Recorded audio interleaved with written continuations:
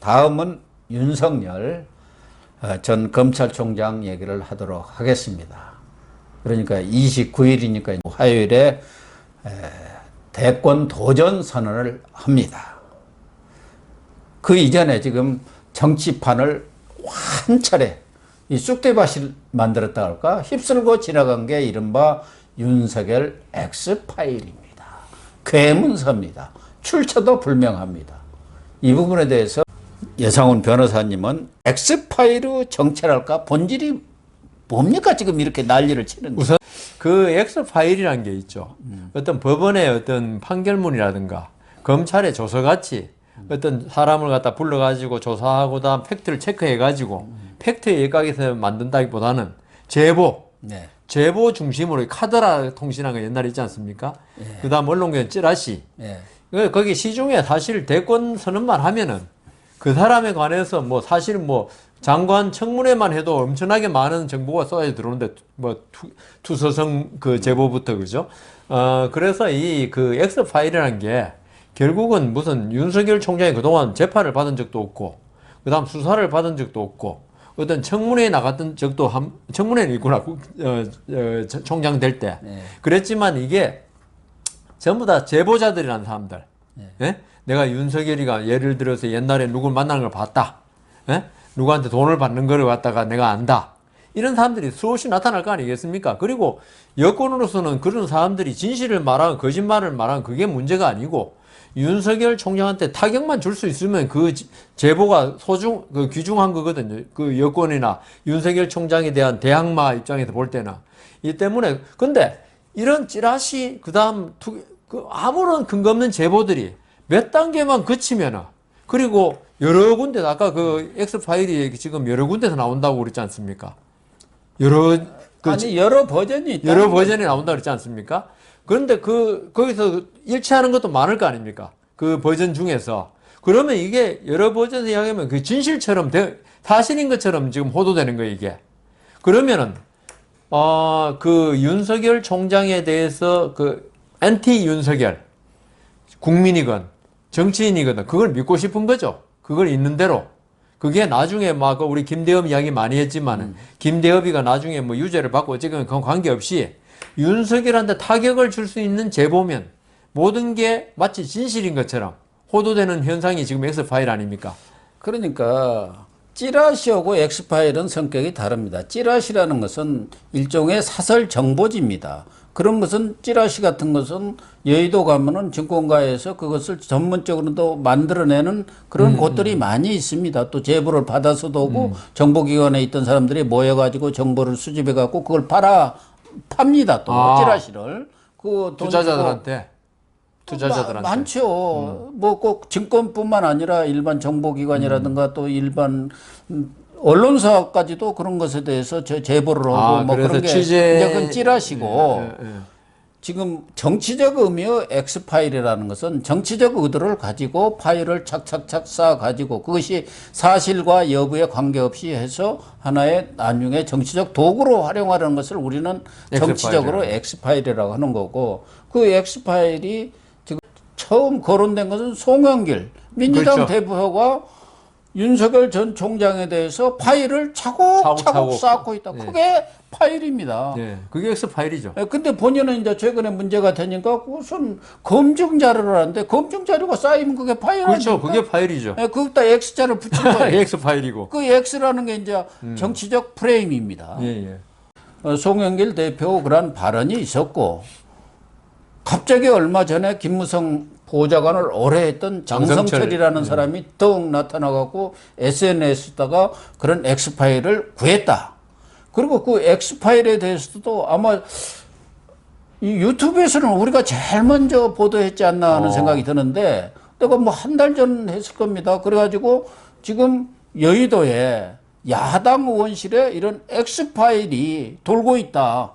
그게 어디서 출처가 나왔겠는가. 내가 그때도 그것은 아마 여권 쪽에서 말하자면 역으로 이렇게 흘렸을 것이다. 자기들한테 이 얘기하면 여권에서 이 얘기하면 아무도 안 믿으니까. 그런데 지금 이 장성철이는 그 출처에 대해서도 여야를 넘나드는 그 정보 소식 등한테 받았다는 거예요. 그러니까 내가 추측하는 과거 국정원이라든가 그렇게 IO라고 있지 않습니까? 그런 사람들이 퇴직하고 나와서 그런 역할들을 하는 사람들이 있어요. 정보원들이. 예. 그러니까 장성철이가 SNS에 공개할 때 자기가 봤다는 그 엑스파일은 2개입니다. 4월 달에 한 번 나왔고, 네. 그거는 자기가 그 정보원한테 듣기로는 국가기관이 만들었다. 기관. 기관이라는 게 뭐 국정원 아니면 검찰 아니면 경찰 아니면 뭐 보안사 옛날에 요즘은 뭐 바뀌었죠. 기무사. 뭐 그런 데서 만들었지. 어쨌든 그런 기관일 수 있고 또 하나는 여권이라고 해서 여권에서 나왔다고 자기는 알고 있다. 그리고 자기도 그렇게 뭐 충분한 증거를 갖고 있다 하니까 여권 하면 아마 무슨 청와대에서 나왔는지는 모르지만 상식적으로 보면 당에서 당 쪽에서 당도 뭐 민주당 말고 그 산하 뭐 여기저기 많이 있으니까 그런 쪽에서 나온 것 아니겠느냐. 이렇게 본다면은 윤석열 엑스파일은 궁극적으로 우리가 말하는 정치적 그 엑스파일은 여권 쪽에서 만들어가지고 야당에다가 은밀하게 자중질환을 일으키도록 말하자면은 이렇게 밀반입을 시켰다고 할까? 그래갖고 거기서 이 장성철이라는 사람의 지금 정체도 이 사람이 도대체 뭐냐? 전에 보좌관 했다는데 이제 대표 그만두고는 떨어져 나와서 뭐 하다시피 정치 평론 한다고 이 방송 저 방송 돌아다니지 않습니까? 저는 뭐 그분은 모르는데 사실 국가기관에서 만들었다 하더라도 이게 결국 어디로 흘러들어갈 것이냐. 이거 그 윤석열한테 흘러들어가지는 않을 건 아닙니까? 그러니까 국가기관에 만들었다 하더라도 윤석열을 해치는 파일인데 그러면 여권으로 흘러들어갈 가능성이 제일 많죠. 그리고 지금 뭐 집권 4년 아닙니까? 그러면 많이 가지고 있을 거란 말입니다. 파일들이 쌓여있죠. 뭐 검찰에도 쌓여있고. 제가 그 검찰, 경찰, 정보원, 국정원 이런 거 보면 모든 정보를 다 수집해요.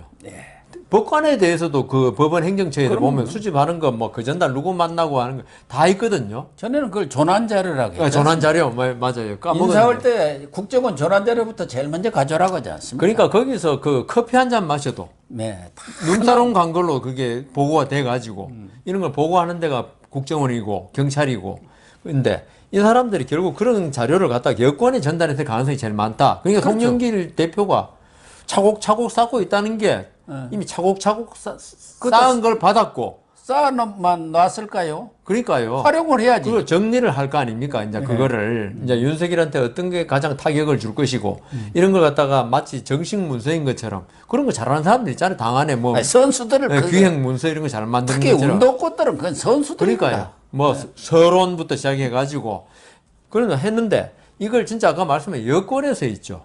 이걸 터뜨리면은 진짜 X 파일의 뜻이 원래 X란 게 우리 수학할 때 X란 게 모르는 미지의 그걸 숫자를 나중에 밝혀지면 이제 우리가 그걸 X를 2라고 뭐라고 그런 게 X예요. 아직 잘 우리 뭐 수학 시험에 X 답 내는 게 1 아닙니까? 그러니까 뭐 이런 건데 그러니까 이제 X라는 게 지금은 확정은 안 됐지만 이게 언젠가는 진실로 밝혀질 것이다라는 이미지를 주기 위해서 그런 그 생각을 듣는 사람 주기 위해서 X파일이라 그럽니다. 그게 유명했던 게 삼성 X파일이 있었고요. 그렇죠. 그거는 나중에 뭐 좀 진실로 조금 드러나긴 났죠. 그것도 정보 국정원이 미림팀이라는 그 정보 수집 팀들이 가서 탁 몰래 도청하고 해갖고 만들어낸 게 그 X파일. 근데 그래서 아까 우리 그 김무성 이야기 했잖아요. 그게 저 김무성 측에서 최재형 원장 좀 그 개헌 고리로 부추기고 그렇다면은 장성철 씨가 결국 김무성 전 의원의 보좌관이었는데 근데 이 사람이 갑자기 같은 야권인데 왜 터뜨렸을까? 같은 야권 내에서 홍준표 있고 그 유승민 있고 원희룡 있고 쭉 있잖아요. 거기서 지금 보통 뭐 5등, 6등한테는 시비 안 걸어요. 그건 필요가 없으니까. 관심 받기. 1등만 잘 꺾고 그다음 1등만 꺾으면 자기가 갑자기 1등하고 같은 위치로 부상하잖아요, 보통. 그 정치판에서도 제일 센 놈하고 붙잖아요, 보통. 그래야죠. 그래야지 자기 존재가 완전히 갑자기 그래서 이제 옛날에 보면 야권이 대통령 영수회담, 택도회담 하자는 게 제 5당, 6당의 당수 총재들이 그게 대통령하고 한번 붙어야지 내 존재가 올라간다 해서 그런 게 했는데 그러면 김무성 그 전 의원 측에서 그러면 장성철 그 제 보좌관이 예? 김무성 씨와 아무런 교감 없이 했겠느냐? 지금 김무성 측에서는 펄펄 잡아떼고 펄펄 뛰어야죠. 뭐 그걸 장성철이하고는 지금 일면식- 연락을 끊은 지가 끊은 지. 몇 년 됐다. 보좌관 그만둔 뒤로는 한 번도 못 만나. 그럴 수 있겠죠. 네, 그럴 수 있겠죠. 그렇게 얘기하고 예, 있습니다. 그럴 수 있으면은 그러면 김무성 측에서 제일 지금 제거 대상은 누구냐? 예? 김무성은 윤석열을 별로 좋아하지 않습니다. 그러니까요. 아니 좋아가 안 좋아하거든. 최재형을 띄워가지고 나중에 상황을 하려면은 상황론을 예. 하려면은 한 사람 죽여야지. 아니 윤석열은 딱 또 보니까 성격이 보통이 아니거든. 예. 그래서 윤석열 되면 같은 뭐 야권에서 대통령이 된다 하더라도 김무성 전 의원의 역할은 아주 적을 거란 말입니다. 없거나 거의 무시해도 좋을 정도. 나중에 그 사람이 이제 그러니까 흘러간 강물이죠. 흘러간 그래서 그렇다면은 장성철은 김무성이 전 의원이 이거 터뜨리면 안 되잖아요. 그래도 여당 국민의힘 옛날 대표까지 했다는 사람이 그래서 이제 장성철이라는 좀 존재감이 낮은 사람 통해서 이걸 했을 가능성이 있다. 결국은 국가기관, 여권 거쳐서 장성철한테 왔을 가능성이 많다. 예? 그렇게 추측은 할 수가 있죠. 추측할 수 있죠. 또 하나는 송영길 대표가 최근에 또 이 언론이라든가 인터뷰를 통해서 그 내용은 그 홍준표 의원이 잘 알고 있어 하면서 홍준표를 딱 또 지목을 해가지고 전에는 홍준표 대표와 전 대표 하태경 의원을 지목해서 그 사람들이 보통 똑똑한 사람이냐 아마 이제 본격 경선에 들어가면 그거 다 검증될 거야 하고 두 사람을 또 지목했어요. 그러니까 하태경 의원이 그냥 박살을 냈어요. 하태경 의원은.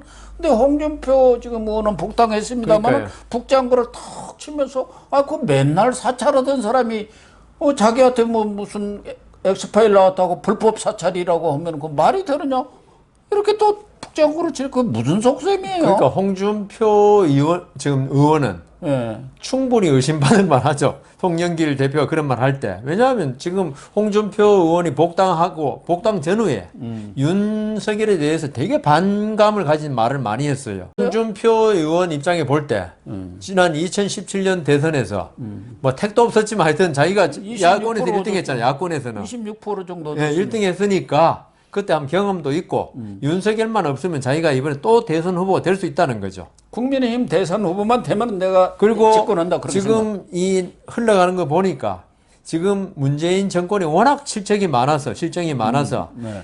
후보만 되면 이거는 뭐 100%는 알겠지만 상당히 가능성이 높다고 생각해요. 마치 2017년에 박근혜 탄핵 때문에 문재인 대통령이 좀 쉽게 된 것처럼 이번에 그만큼 쉽지는 않겠지만 그런 경우에는 윤석열 제거하는 게 홍준표로서는 가장 지금 당면 과제 아닙니까? 그렇죠. 윤석열 제거하지 않고는 자기가 어떻게 국민의힘 대통령 후보가 됩니까?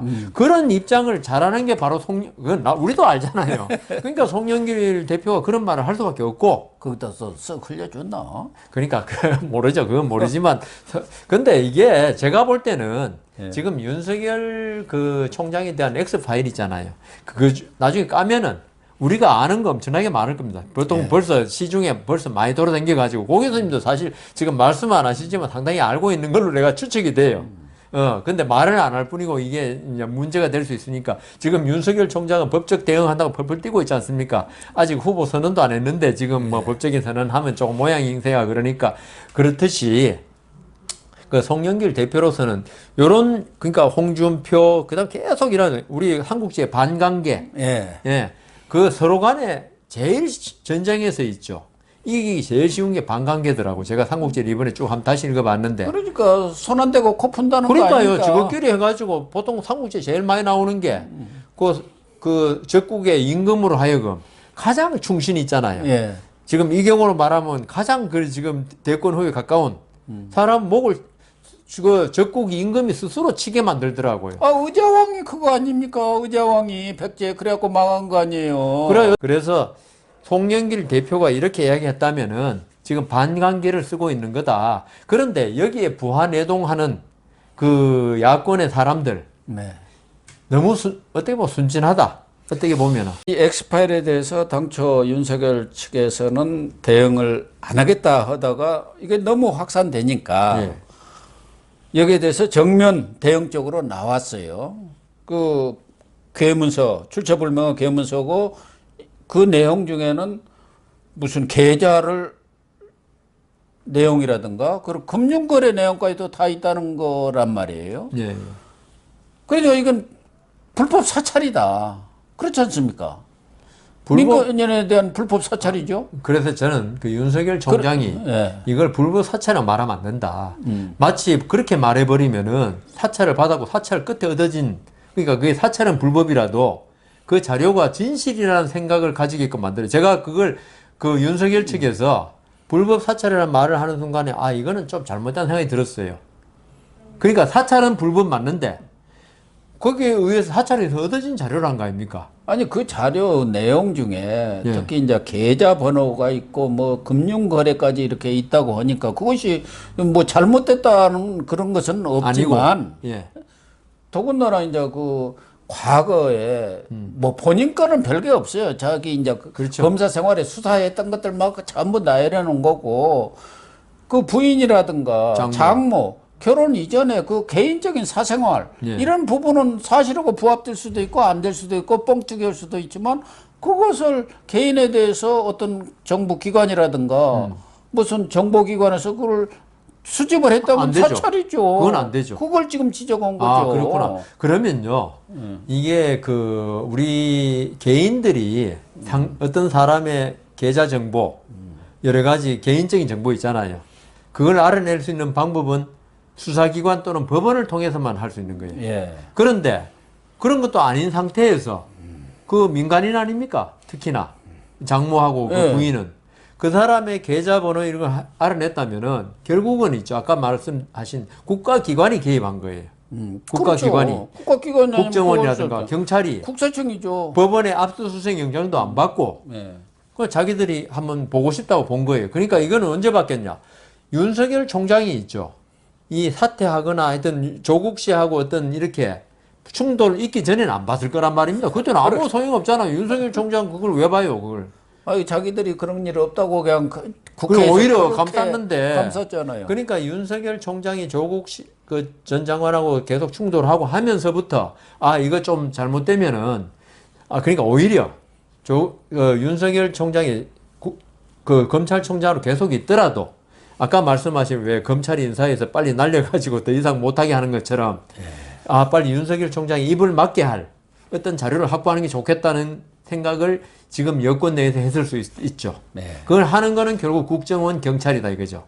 이게 본래는 그런 게 해서는 안 되지만 그렇게 불법적으로 하면은 힘 약한 금융기관에 해줄 수밖에 없지 않습니까? 그렇죠. 방법이 그래서 결국 이 사람들이 한 거는 진짜 아까 말한 불법 사찰이죠. 결국. 예, 그걸 얘기한 거죠. 그러니까 저는 본인도 문제지만 김건희 씨 부인 네. 또 장모 최 씨 이런 사람에 대해서는 결혼 후의 문제도 아니고 그 전에 이전까지를 다 파헤쳤다고 그러면 한다면 윤석열 그 총장이 문제가 있죠. 그냥 불법 사찰에 그런 게 그렇게 말할 게 아니고 그 내용에 잘못된 건 하나도 없지만은 예?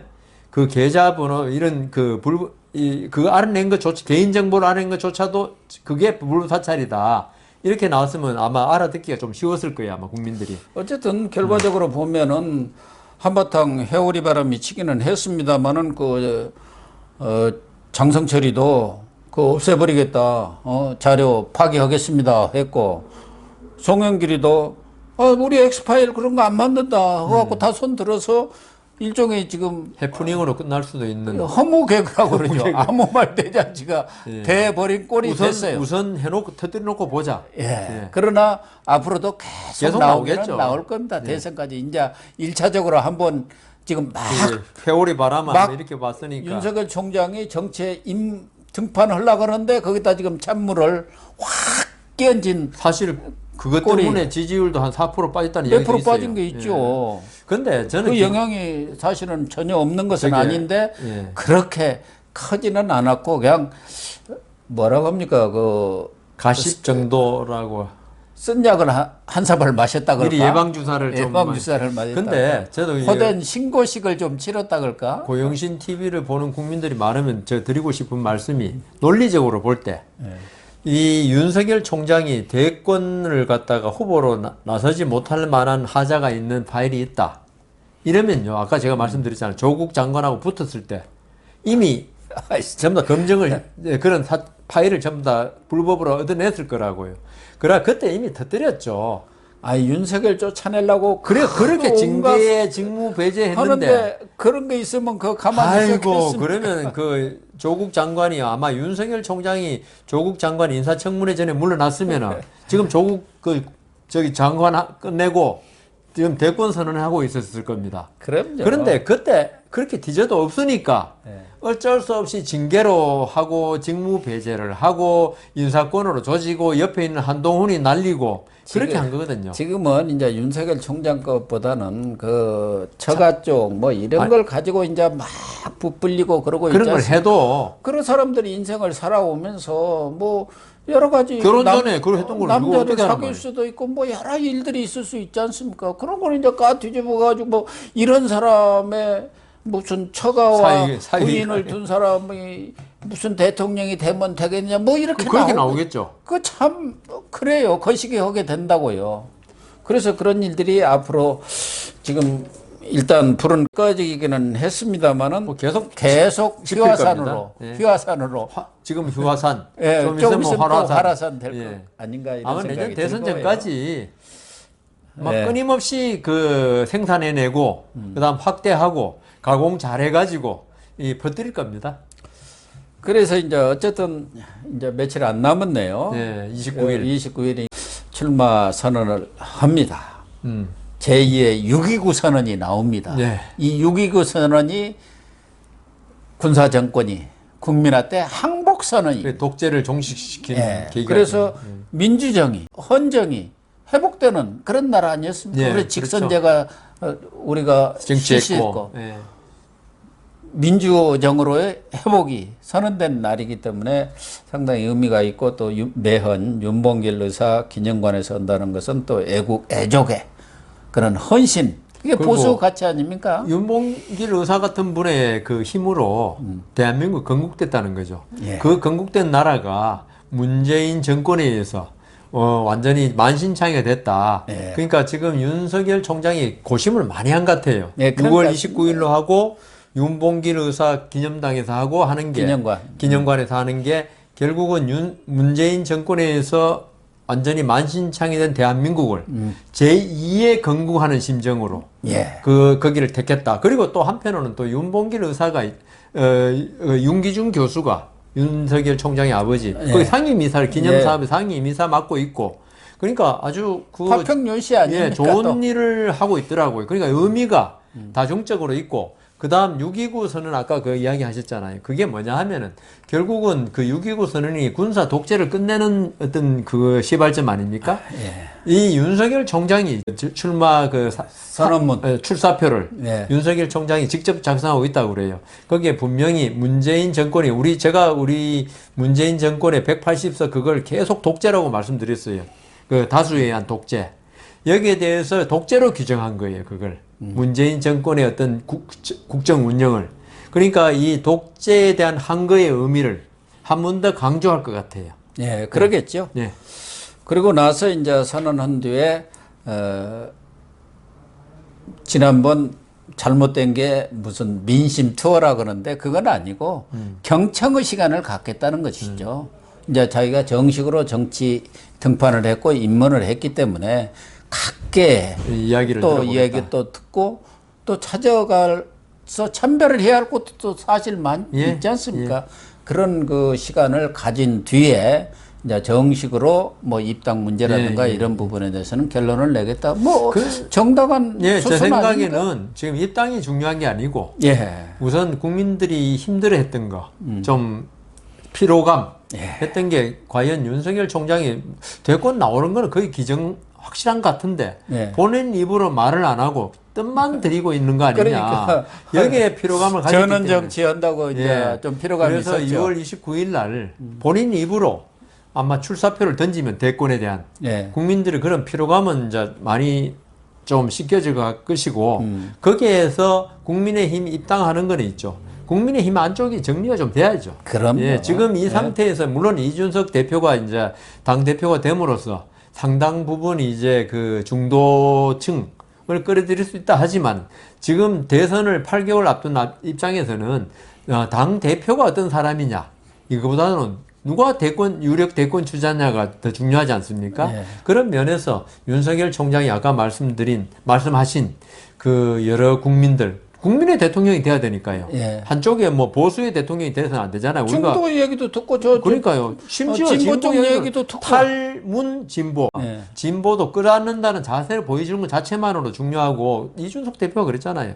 노무현 그 문제를 더 이상 우리 정치에 이용 안 한다. 예, 그게 아주 참 잘한 것 같아요. 참 잘했고요. 그래서 이 진보들이 항상 문제가 그거였으니까 윤석열 총장도 그런 식으로 그러니까 많은 사람을 포용하는 그런 쪽으로 나가야 되겠다. 그런 생각합니다. 그래서 저도 윤석열 총장도 뭐 봉화도 한번 참배하시고 그럼요. 광주도 가서 광주는 당연히 뉴욕 뭐 그건 당연히 가겠죠. 마산도 또 가시고 뭐 예. 해가지고 대구도 그때 풍랑, 가고요. 예. 대구에 대구도 가서 가고 당연하죠. 뭐. 친박 예. 이 사람들 친박 시민들 박정희 생각도 예, 있지 않습니까? 가고요. 거기도 좀 가보고 그런 여러 과정들을 거쳐서 그러는 사이에 국민의힘도 국민의당과 통합 문제도 통합도 어느 하고, 정도 예. 가닥이 잡혀질 때고 또 홍준표 복당해갖고 또 한동안 또 이제 큰 소리 좀 낼 것 아닙니까? 그것도 이제 좀 한참 내다 시끄럽겠죠. 보면 진정이 되고 그러죠. 그러니까요. 그럴 때 이제 결정해가지고 너무 늦지 않게 그렇죠. 참여하면 되는 거예요. 예, 예. 맞습니다.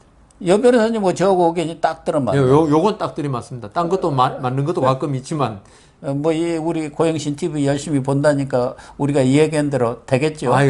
그게 희망이고 진짜 우리 국가가 예? 진짜 5년 동안 지난 4년 동안 너무 힘들었지 않습니까? 예. 우리가 생각하는 게 뭐 그 윤석열 전 총장이 권력을 잡느냐 이거는 사실은 우리는 부차적인 문제고요. 그렇죠. 예. 우리나라가 좀 예, 정상화돼야겠다. 그리고 우리 국민이 지금 코로나 이런 걸로 힘들어하는데 경제만이라도 좀 제대로 예. 정상화시킬 수 있는 대통령이 나왔으면 좋겠다 이거지. 그러니까 정상적인 모든 게 좀 정상화됐으면 좋겠다. 예. 이 염원에서 지금 여러 가지 우리가 정치 이야기하는 거지. 뭐 진보가 무조건 잘못되고 보수는 옳다. 이거는 전혀 아니죠. 예. 네, 시청자 여러분, 오늘 또 여 변호사님 나오셔가지고 다양한 분야에서 다양한 주제로 말씀을 해 주셨습니다. 시청자 여러분들이 정국을 판단하는데 상당한 어떤 도움이 되지 않을까 그런 생각을 합니다. 다음 주에 또 모시도록 하겠습니다. 시청해 주셔서 감사합니다.